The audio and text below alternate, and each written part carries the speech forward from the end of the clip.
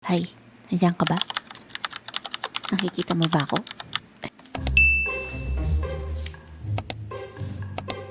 Hay, at ayun na nga, naghahanap ko ng kasama. Isasama kita. Isasama nga kita. Wala ka namang choice, isasama talaga kita.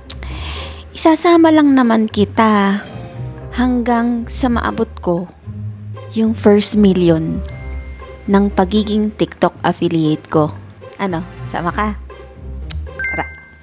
Hi, welcome sa RN Diaries. This is your nurse JM, ang inyong digital creator, rakiterang nurse, OFW at ang inyong TikTok affiliate na sasamahan nyo hanggang sa maabot ko ang first million ko. Teka, parang medyo makasarili tayo sa part na yon. Kung gawin kaya natin na first million natin sa pag-TikTok affiliate, ang ibig ko sabihin, since nag-umpisa na tayo sa gusto nga nating maging TikTok affiliate, bakit di natin gawin ng sabay-sabay? First 2 videos ko, ang sinabi ko doon, yung paano maging eligible na maging TikTok affiliate. Once eligible, pwede na kayo maglagay ng mga product links. Iyon ang nakalagay doon sa second video ko. O ngayon, pangatlo, anong pag-uusapan natin? Wag natin gawing komplikado yung mga bagay. Simple, mag-upload ka ng first video mo. Sa pag-upload mo ng video, ano ba ang dapat mong mga i-upload? Nurse JM, ano bang i-upload ko? Wala naman ako ipopromote na products dito. Una, sino nagsabi sa'yong wala? Madami kang pwedeng i-upload na video at i-recommend na products. Paano? Naliligo ka ba?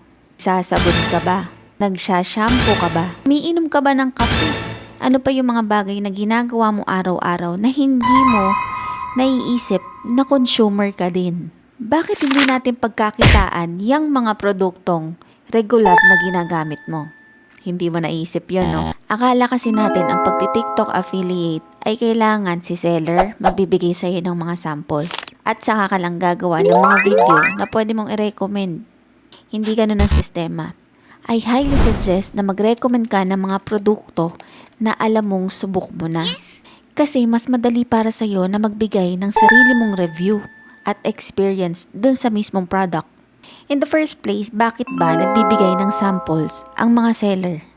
Para masubukan mo yung produkto. Para ikaw mismo sa sarili mo, alam mo kung paano mo siya ibebenta sa tao. Ano ang mga pros and cons ng produkto. Diba mas nagiging genuine yung ating pag-promote ng isang product kung alam natin kung anong epekto sa atin nun. Bakit ko naisip yung ganitong concept sa pagti-TikTok affiliate? Unang-una, OFW po ako. At yung mga produkto na po pwedeng ibigay na sample sa akin ay magiging mahirap para sa akin na makarating.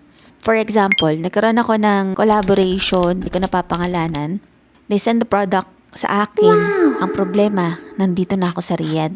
Yun yung nagiging downside kapag ka OFW ka.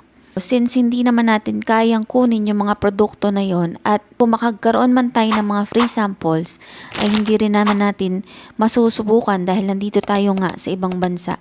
Why not na mag-promote tayo ng mga produkto na ginagamit na natin?